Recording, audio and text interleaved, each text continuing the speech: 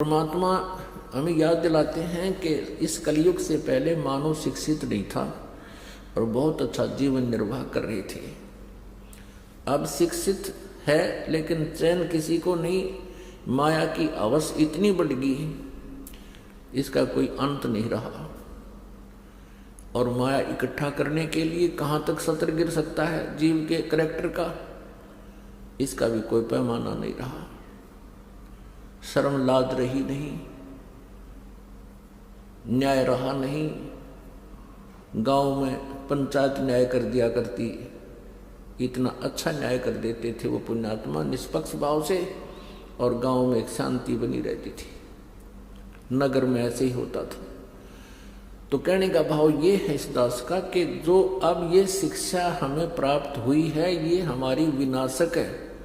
परमाणु बम बना लिए, आकाश में उड़ने की प्रवृत्ति होगी, जहाज बना लिए, धक्के खाते अंडे बता इस जहाज जाम के अकेला टूट गया।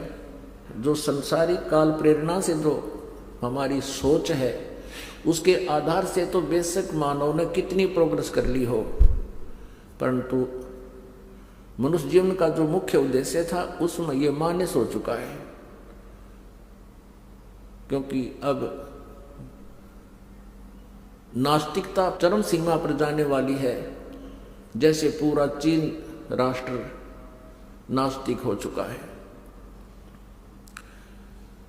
और यो संयुक्त राष्ट्र जिसको, और ये रूस वगैरह, इसका पूरा का पूरा उसका ग्रुप वो नास्तिक हो गया। इसका कारण क्या है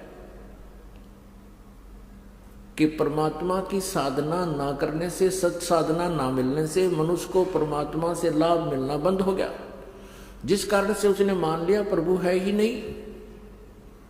और इसका मूल कारण है ये नकली गुरु, ये झूठे गुरु, झूठे आचार्य, जिनको कह का पता नहीं आध्यात्मिक मार्ग का, और ये गुरु बने बैठे, जनता का नाश कर दिया, भक्तों को उनको बर्बाद कर दिया। तो कहने का भाव यह है कि भले ही हमने ये सोच लिया हो कि मानव ने बहुत तरक्की कर ली, ये खाक तरक्की कर ली, 2 वर्ष वर्षा ना हो परमात्मा दया ना करें, ये जहाज, इनके हेलीकॉप्टर, ये कंप्यूटर,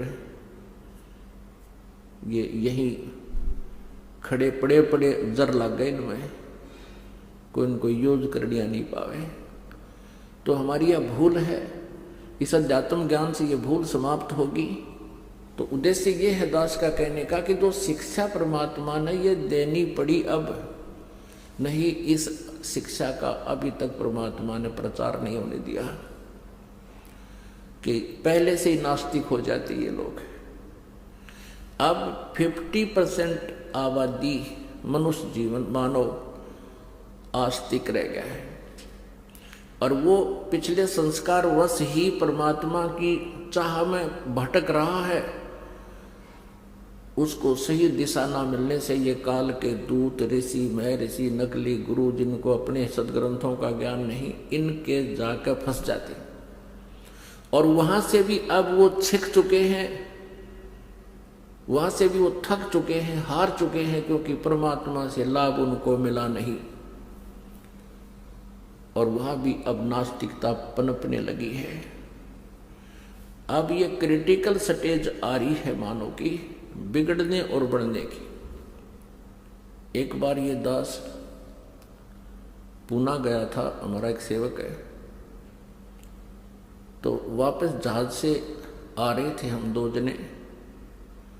जो ही हवाई जहाज स्टार्ट हुआ, हमारा स्वाभाविक नियम है प्रभु का, उनके साधना में, जब भी हम सफ़र घर से निकलते हैं या कोई सफ़र गाड़ी में करते हैं या वैसे पैदल चलते हैं या किसी जैसे यान में चले, तो हमने जो ही वायुयान फ्लाइट करने लगा, हमने अपना मंगलाचरण शुरू किया।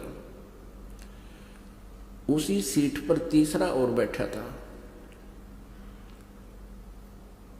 वो जब हमने वो अपना मंगलाचरण बोल लिया, वो बाबूजी कहता है आप क्या कर रहे थे, क्या कर रहे थे? हमारी मंगल कामना कर रहे थे कि यात्रा सफल हो। अब हमने कोई खास जवाब नहीं दिया, मैं इसने की कहूँ कुछ गर्दन सी हिलाकर मैं चुप हो गया। अरे वाह, अब 20वीं सदी में, 21वीं सदी में, और ऐसे विचारों के लोग शेष हैं। कहीं भगवान नहीं है, आकाश तक ढूंढ लिया, सब तक खोज मार कर ली है, कहीं भगवान नहीं। मत देख बुद्धू आदमी, इस गुग्गू ने क्या समझाओ बताइए, दो सुना नहीं, क्योंकि इसकी बुद्धि विपरीत फिट होगी। तो ऐसी स्थिति आ गई इस शिक्षा से,